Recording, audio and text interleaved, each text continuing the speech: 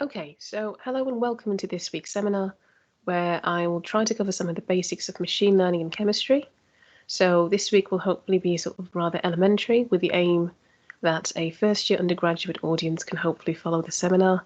Next week we will try to kick it up a notch and try to actually go through some examples using a Jupyter Notebook tutorial, which should hopefully be simple to sort of follow, because I think early in the series we did have a seminar on Jupyter Notebooks. But this week we will focus on some of the key intuitions and explain the use of machine learning a little bit more generally. Right, so we'll start off by kind of reviewing the space machine learning occupies in sort of the wider landscape of things. So machine learning, or kind of AI, as is often dubbed as kind of the forming the fourth industrial revolution. So now, if we kind of think back to the 1700s, okay, so when we were, when that sort of first industrial revolution happened, and that actually started in Britain, and that was sort of powered by a major invention, which was none other than the steam engine. So this, of course, made a massive impact on society in that it sort of allowed for mass transportation of goods. Then next sort of came the second industrial revolution, which was marked by the mass production of goods using sort of the well-known moving assembly line that sort of came towards the end of the century, though. And this sort of supported many new industries such as steel, oil, electricity. Actually, it's kind of probably possibly the latter of these of the second industrial the second industrial revolution was really famous for. And then sort of came the third industrial revolution, which was more commonly referred to as the so-called digital revolution, which saw the inventions such as the semiconductor, the internet, and personal computers, all very sort of important things in society today. And then finally, we have the fourth industrial revolution. And actually, this sort of term, the fourth industrial revolution, okay, this is a term coined by a professor named Klaus Schwab, who defined it as the technological revolution that is blurring the lines between the physical, digital, and biological spheres, which is, if you think about it, it's kind of a great way of putting it, because when you think about it, technologies such as artificial intelligence are kind of fast becoming ingrained in our day-to-day lives. So if you take, for example, the smartwatches that you wear, I'm currently wearing an Apple smartwatch myself. So they do things like they can track your heart rate, or perhaps the virtual assistants we have built into our smartphones. So kind of the point being that, that technology is clearly merging more and more with human lives. Right, so now that I've kind of given you some level of historical background, perhaps it doesn't quite feel like it's relevant here, but perhaps you understand a little bit better on where machine learning fits into our modern world. So I think then we can next sort of benefit from a slightly more defined, sort of precise definition of what machine learning actually is. So I've actually pulled the first article that I found on Google describing machine learning, of course, Wikipedia, and sort of three key terms jumped out at me that I think best describe what machine learning is all about. So first of all, yes, machine learning is about learning from data, and the hope is that we can then use the so-called knowledge it has acquired to improve its performance. A better way of describing it, however, is that machine learning is that we teach computers patterns in data such that they can actually recognize those patterns and apply them to new things that they haven't seen before. And so machine learning kind of gives us the ability to learn things from large amounts of data that we as people couldn't possibly appreciate, right? And kind of a really excellent example of this is how streaming services like Netflix work. So for example, when you think about how Netflix makes recommendations to its users, they sort of do this based on search and viewing behavior. They take into account things like movie ratings. They process that data, and if there's some sort of pattern in the user's viewing, do they opt for a certain genre, for instance, based on a sort of a quick similarity calculation, and what viewers similar to them watch, they can then make some kind of prediction and present you with a set of recommendations. So this is kind of usually listed on the more like this that you might find on your Netflix channel, right? But there's kind of a whole list of other examples that we could talk about. For example, Google's DeepMind program, known as AlphaGo. Now, I remember when this first came around, how sort of big of a deal it was, because what it was able to do was actually beat several of the world-leading champions in this complex board game called Go, very popular sort of in East Asia. Another popular example is the spam filter, the one that the spam filter sort of learns to recognize incoming emails as being either spam or not, and then categorizes them and puts them in different folders for you. And again, you've also got sort of Amazon, which makes purchasing recommendations to its customers. So sort of just like Netflix did with its shows, but the list of examples could go on forever. And that's kind of an interesting thing because it kind of shows you how sort of ubiquitous machine learning is in today's technology. Okay, so I think I've given you enough of a background on the size and sort of the presence of machine learning in our technology and devices, but now let's try to kind of refocus on the use of machine learning in chemistry and material science, right?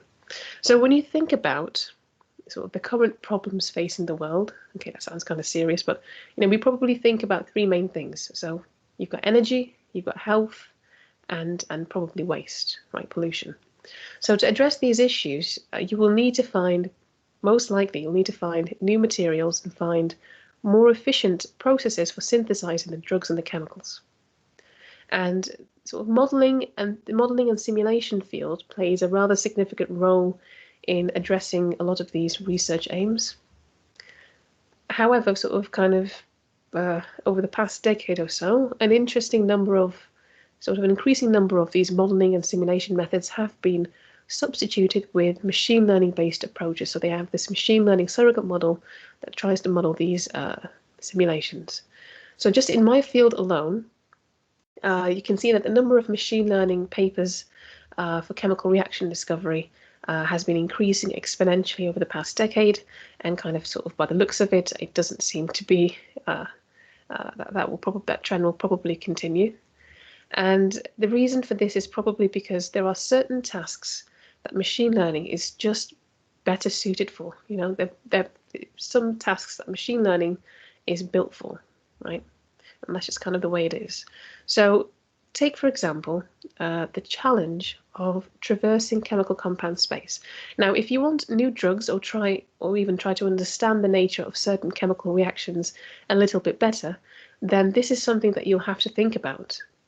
But as you can see by these values noted here, this is clearly not a this is clearly much too complicated a problem to deal with, and even if some of our most reliable quantum chemical computational programs would struggle with sort of dealing with this kind of size or traversing the size of chemical compound space, right? And so there's an increasing number of researchers that are trying their hand at training machine learning models on quantum chemical data in order to predict a variety of chemical reaction features, such as atomization energies or activation energies and more. It's actually sort of the latter of these that I'm personally interested in predicting as part of my own sort of PhD research. Okay, right, so comes the question, how do we sort of predict these features? So I think I'll start by covering some of the intuition behind machine learning as an example, and we can think about possibly let's think about crop yield in correlation with soil nutrient concentration. So this is a little bit more removed from predicting chemical reaction features such as atomization energies, but hopefully we can build our way up to understanding how that is done by first learning to appreciate the basics of linear regression. Okay, so kind of let's get back to this title. So this title reads, "Isn't machine learning just glorified linear regression?" Oh, ouch. No, but it's a good place to start, isn't it? Right. So we have this graph here where you can see that as soil nutrient concentration increases, so does crop yield. but don't take this correlation too literally, because as you know, sort of biologically speaking, there will always be some kind of critical concentration followed by concentration beyond which adding additional nutrients could be considered toxic, right? So we're kind of focusing on this first initial regression. Anyway, we're not here to deliberate the correct biology, so let's just kind of focus on the regression portion of this, okay? So now, as with all linear regression, you'll probably want to fit a straight line through this scatter plot that sort of best describes or represents the correlation between your two variables. And you've probably learned to do that, quite early in your schooling career. But what we might want to consider is that this line could actually be thought of as or being used to make future predictions. So especially now that you know what the trend is, this is actually a good sort of, this is something you can use to predict future predictions. Okay, so for this, like I said, you'll need to draw a straight line to the regression, and then you want to read off some predicted y value, like so. Yes, and that should give you your predicted crop yield concentration. And so you could, in principle, think of this line of regression as a sort of machine learning. So you input some data, you fit that data, and make a prediction based on that fit. Of course, the reliability of your model will rely sort of entirely on the quality of that fit. So what happens if instead of fitting a regression line to your data, we connect our data points like this? You've got this weird looking curve, okay? So surely this should give you better predictions, right? As you're literally mapping the data points to the line. As it happens, actually, no, but I'll try and explain why in a minute. So, okay, so to work out how good your predictions are, we like to look at the error, i.e. the difference between your data point and the so-called ideal predicted results represented by your regression line here. So, in other words, y minus guess. So these can actually be added up to give you an absolute value error, okay? So if you introduce new data points, so the ones that you can see here in purple, and you sum over the errors, you'll get something like an error of 2.8, okay? So meaning, so if you draw a line to that regression, so these are your new test errors, they're not the same as the previous data points that you were seeing, and you draw a line to that, you see the difference, and then you add them together, and you get some total error, okay? So you can see that you get an error of about 2.8, okay? Do this again, however, by fitting the line to this curved line instead, fitting your point, to this curved line, and you'll find that a much larger error is generated, right? So despite the fact that the curved line fits the training data much better, in fact, we made it so that it fit the training data precisely, it still performs worse than the straight regression line, okay? So I hope that this kind of hopefully highlights the importance of generalization. So the model you train shouldn't be overfit, because it will make model predictions worse when you present it with new data. It's a bit like, I guess you can kind of think of it like, imagine you memorize the mark scheme of an exam. Now, come the exam when you're being tested now, you'll perform really well. You'll probably get 100%. But if you're presented with a different exam paper, which you hadn't memorized, some new data points essentially, despite the fact that it's the same sort of principle, in this case, in this graph, we can see crop yield versus soil nutrient concentration, you're still going to perform a lot worse, aren't you? Because you haven't generalized effectively, right? And so kind of fundamentally, this is what, this is actually known as the bias variance trade-off. So, fundamentally, this is, you're trying to kind of reach some balance between the two, aren't you? So now if I know that I've sort of significantly simplified the concept and principles of machine learning using this simple linear regression example, but sort of no matter which type of machine learning method you use, I would maintain that the core sort of principles kind of remain, okay? So now we've covered linear regression, we've talked about the bias variance trade-off as well, okay? So let's have a look at some of the most popular machine learning models, of which is our neural network, okay? Again, sorry, I won't be going into too much depth and and the intricate details of how any of the models work. Instead, I will leave you with a series of links for further reading. You can kind of look at it in your own time, hopefully. Okay, so back to sort of neural networks. Okay, so let's start with a simple working explanation of neural networks. A neural network is an interconnected system of processing units, known as nodes, whose processing power is stored in the interconnections known as weights, right?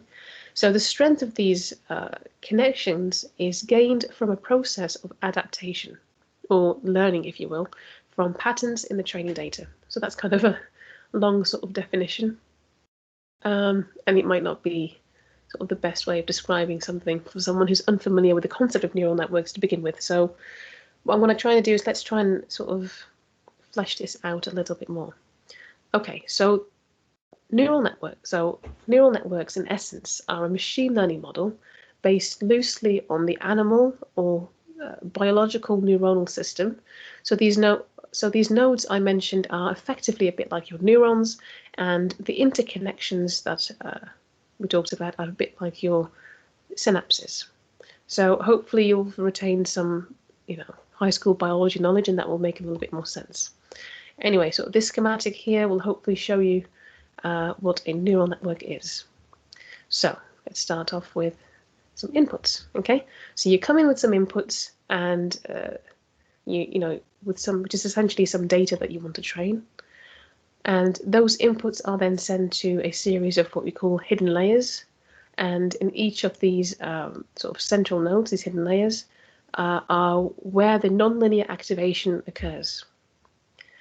And the activation function essentially decides whether a neuron should be activated or not by calculating a weighted sum and further sort of adding a bias to it. So how does it sort of do that? Well, the inputs are multiplied by the corresponding weights, and their sum is then sent as an input to the neuron in the hidden layer, and each neuron in that hidden layer is associated with a numerical value known as the bias, so which is then added to the input sum. It's important to know that, okay? Then finally, this value is then passed through the threshold function called the activation function. Again, that's a biological term that you might remember from sort of neuroscience at school. This decides essentially whether a neuron will get activated or not, and those that are activated will pass on information to the next layer. Okay, so this is what's known as forward propagation. Hence, it's called a forward propagation neural network. Okay, so the purpose of the activation function is actually to introduce non-linearity in your output, in the output of a neuron. So the reason this is important is because we need to introduce some element of non-linearity, because without it, basically your neural network will essentially be nothing more than a linear regression model. So the activation function does the non-linear transformation to the input, making it capable to actually learn and perform more complex tasks, right? So I think we kind of, probably we can leave it here, sort of, with neural networks, because I think this itself could be an entire seminar of its own, so I'll have to kind of keep it brief. And then sort of in the interest of time, I will try to cover the next sort of few methods a little quicker. So you'll notice that I've not actually included any equations here, because I believe it's important to sort of build an intuition for these things first. So once you've gained sort of a base understanding of these methods, you can then go on and do some, further reading of your own, and hopefully then the equations will make a lot more sense. I know this because that's essentially how I've learned this. So, as I said, we won't go on to discuss any of these methods in this session, but as by way of introduction, let's have a look at a couple of these popular methods that are used in machine learning. So we mentioned artificial neural networks, but then we also have things like Gaussian process regression. We also have support vector machines, random forests, and of course, kernel-ridge regression, right? So now that we're kind of hopefully familiar, a little bit more familiar with a few of these models used in machine learning, let's kind of have a look at how we can go about describing our data such that a computer can actually understand it. Okay.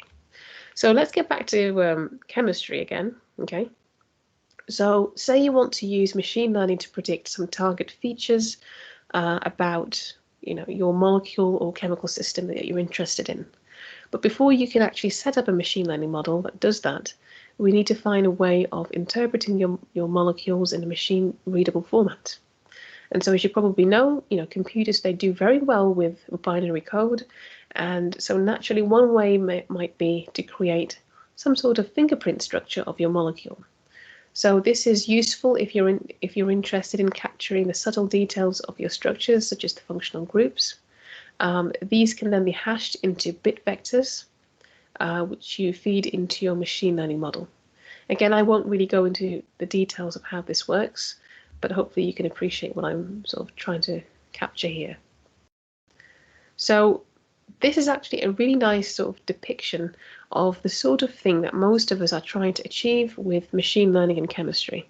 So imagine you've got some molecule.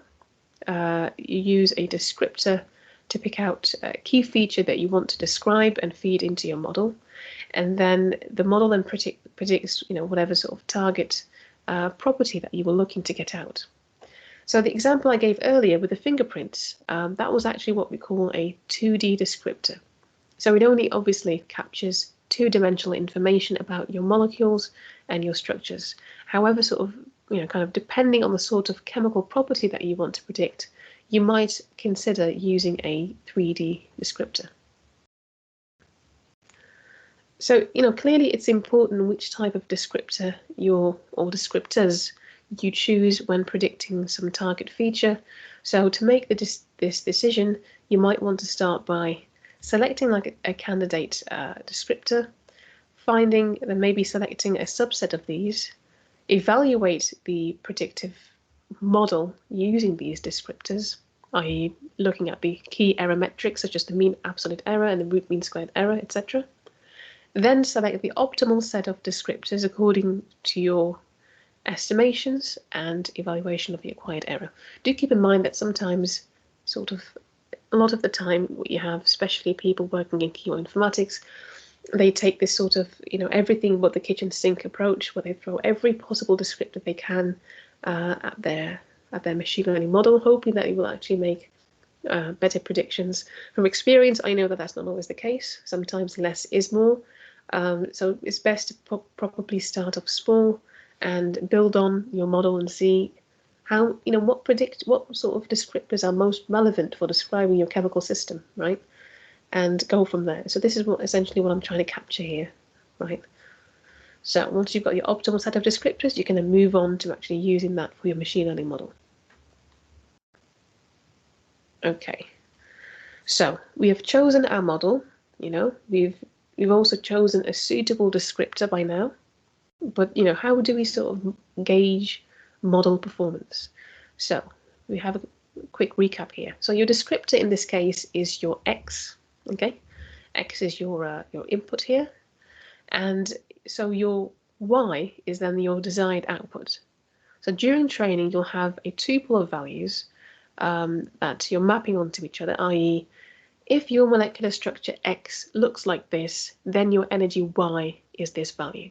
And you do this for a selection of the samples in your data set, so say 10,000, 100,000, however many data points that you have, okay?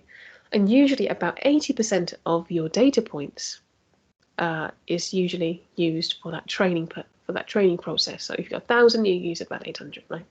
So this is so that actually the remaining subset of data points, the 20%, can then be used to test your machine learning model's performance. And this is actually what's known as sort of the 80-20 split, and it might be something that you've heard of, okay? Right, then sort of there's an alternative and arguably better way of splitting your data, known as k-fold cross-validation.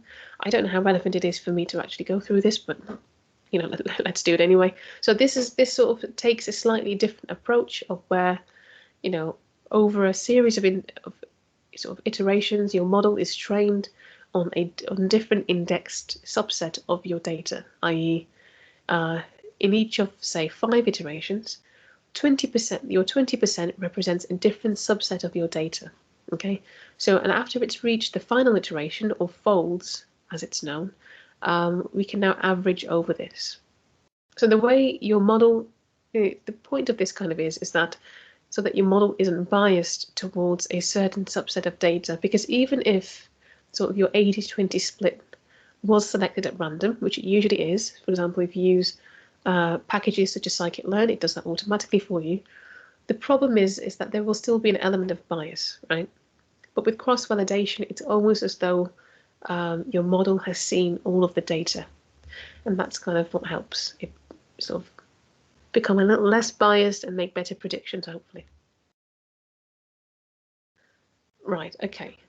So to actually test the performance, you could plot possibly a correlation plot of predicted values for that 20% versus the actual values, okay, which you should have sort of stored, i.e., you know, when plotting a predictions versus sort of y test plot. Okay, so next you can have a go at then producing these learning curves, which effectively tell you how many training samples you need to achieve the lowest error score.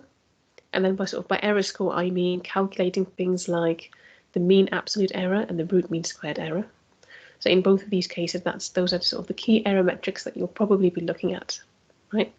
So I hope that kind of made sense. Like I said, this is basically a parity plot of that 20% that you saved earlier so that you can have a reference point versus the predicted values that you actually got from your model.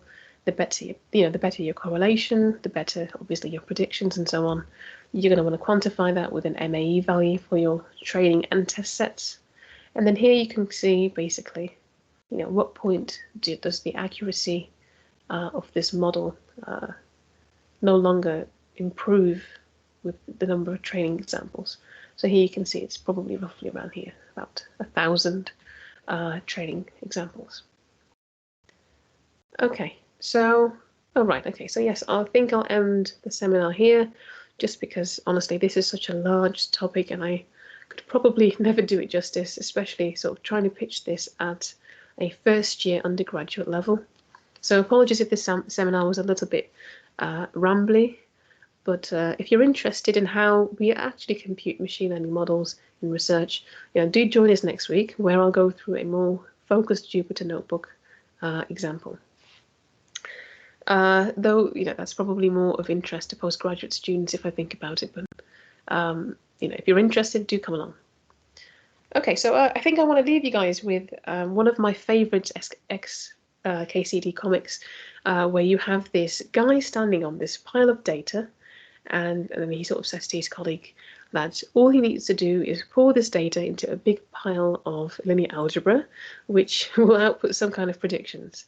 And then his colleague sort of responds, well, what if the answers aren't right? And then he sort of brushes off by saying, well, just keep at it, keep stirring the pile until you get some kind of decent predictions. I thought this is kind of like a humorous take on machine learning. Anyway, I think that's about it, and hopefully I'll see some of you guys next week. So yeah, that's it. Goodbye.